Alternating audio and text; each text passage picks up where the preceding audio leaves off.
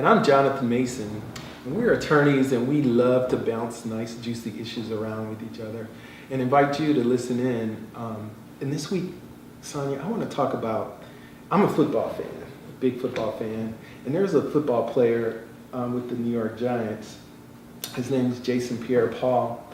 And last 4th of July, he was involved in an incident where he basically blew off parts of fingers, parts of hand, and had to have his thumb or parts of fingers amputated.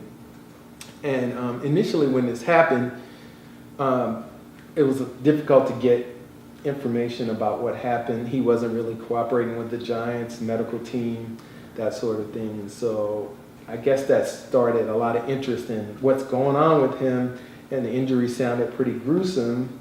So there was a lot of interest from the sports media in reporting on this because the Giants are a high-profile football team, and he was a very good player on that team. So it's football in America. Football in America in general is huge. Anything to deal with any of the teams like this would probably be covered. But in this situation, we're dealing with New York and the New York media and the national media. And so the situation kind of evolved to the point where one of the reporters at ESPN, Adam Schefter, actually obtained a copy of Jason PierrePaul's medical records and actually tweeted a copy of the actual record. And he got a lot of criticism for doing that at the time, but then since then it's evolved into a lawsuit, and Jason PierrePaul has, who did he sue? Well, from my understanding, he sued both the reporter as well as ESPN. Okay. He has settled with the hospital, so he did get some type of monetary damages for them leaking the document. But what's so interesting about his lawsuit is that he's saying, listen, you invaded my privacy by posting this document. And he acknowledges, you can report the information, I get that, I am a public figure, this is football, I get it. But to actually, and this was in a tweet, right, on Twitter, Right. to actually post the document, my own private medical information, crosses the line. And I have to say, ESPN has since filed a motion to dismiss, and their argument is we have a free speech right, and you don't have as much privacy as, say, a lay person or a private figure because you are a public person. But I will say I doubt it will be dismissed, just because when you're talking about First Amendment and free speech, that is something that has those blurred lines. It's one of those things that courts have to kind of define what it is, and it's not one of those things that's explicitly written or provided, even in the Constitution. It's one of those that's implicit. So it'll be interesting to see how it turns out. But again, with this situation, I'm of the line.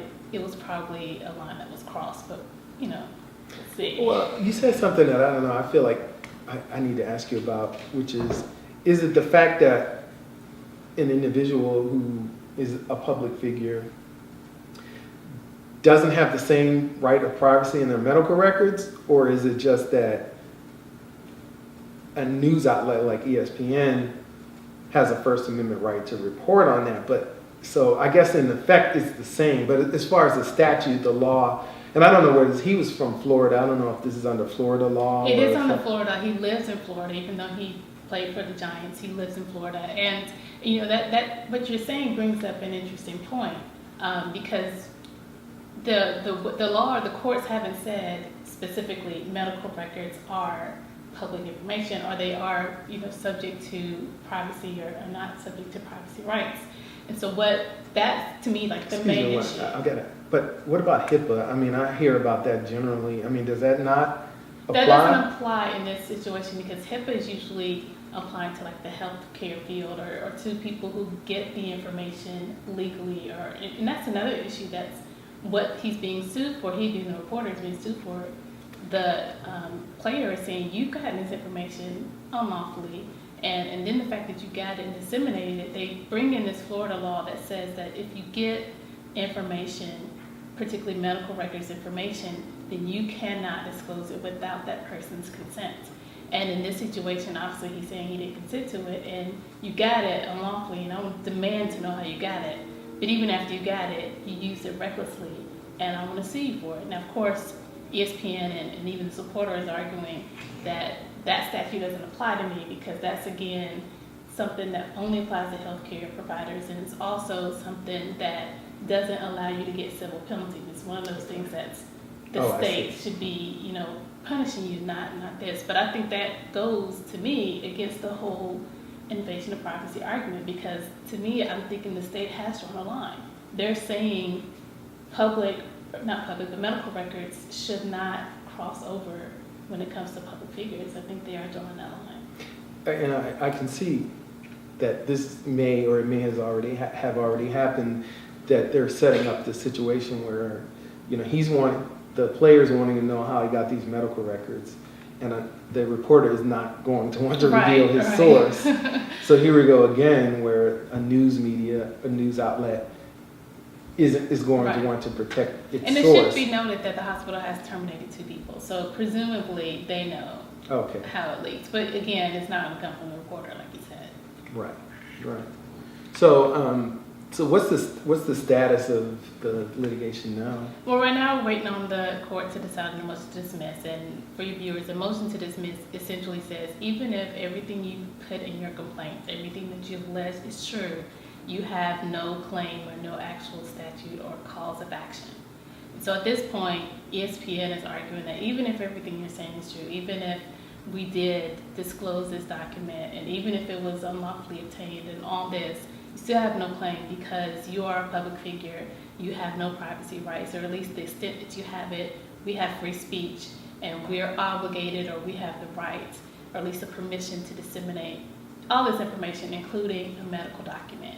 And so that's where the court is going to have to decide if, in fact, he still does have a claim based on all these facts, or if he doesn't. And I do think, because again, as we talked about, when you're talking about free speech and you talk about First Amendment, those definitions and how they're interpreted are so, subjective, that I'd imagine the court is going to want the ESPN as well as this reporter to prove him for itself that he did in fact have free speech rights, and then of course allow this plaintiff the opportunity to show that even with your free speech rights, Florida has specifically enacted a statute. It should be a public policy concern that you're disseminating medical information.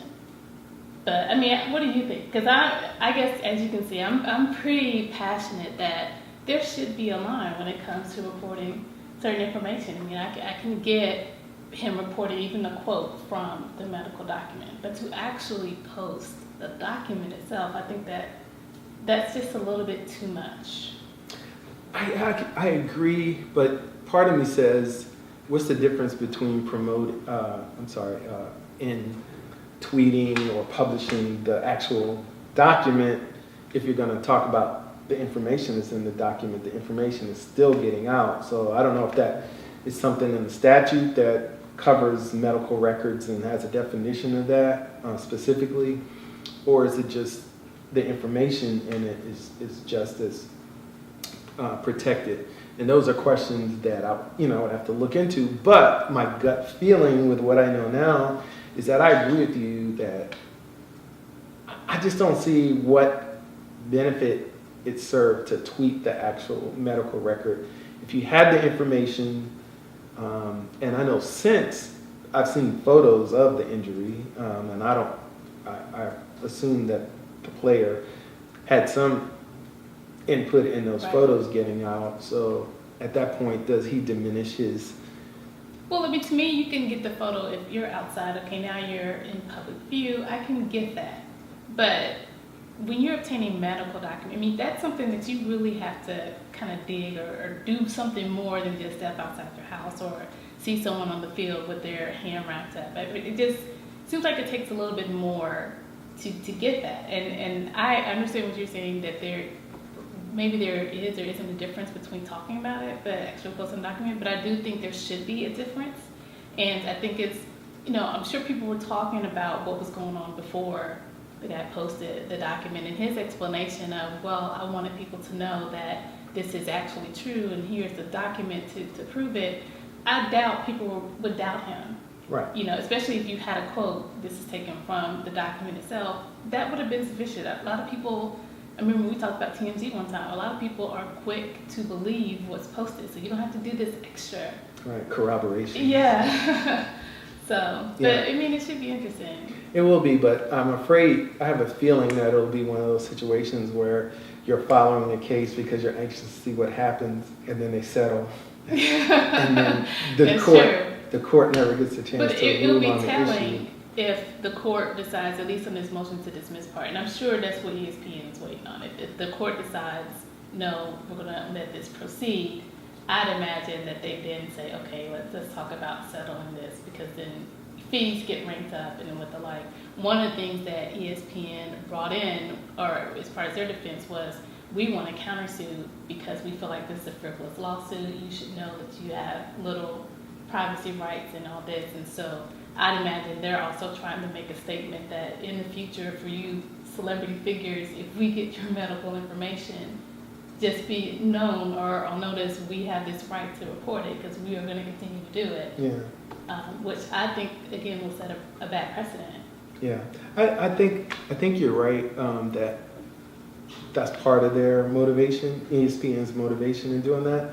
But I also think that part of it is just, you know, attorney gamesmanship where, you know, you've got to throw that out there, you know, to try to get as much leverage as you can. Because ultimately, I don't think either of them want to, probably don't want to go to trial, but you're just trying to get yourself in the best possible position to, because even if the motion to dismiss is successful, that's not necessarily going to be the end of the case. Right. You know, he could appeal and it could drag on forever and ever. But at that point, obviously, ESPN would have a lot more leverage and the case would have a lot less value for resolution purposes. And perhaps, you know, John or Jason is doing this for the bigger picture because he settled with the hospital, and I imagine that was a nice sum given how much that this document then was exposed to. But the guy had over 3 million Twitter followers, and it was also interesting to read in these documents how, and that's just a funny anecdote, how people describe Twitter and how they describe posting and whatnot. But I would think that you're an NFL player, you're making millions, you've already settled for millions. I mean, you know, I'm sure money's still a factor, but is it really about the money at this point? Yeah, or is it about setting a standard? Yeah, I don't think it was entirely about the money.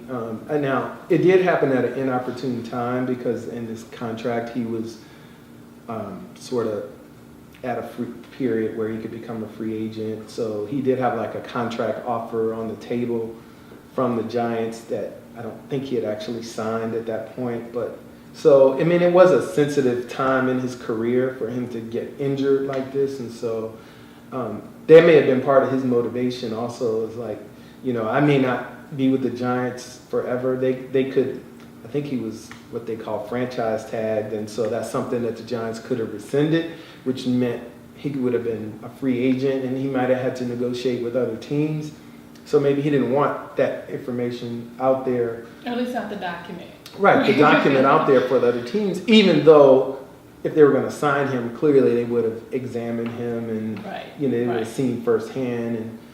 But still, at the same time, it may, just by putting the information out there in the actual document, you may have scared off some teams that could have potentially signed him without even giving him a chance to come in for a tryout or an interview or what have you. Right.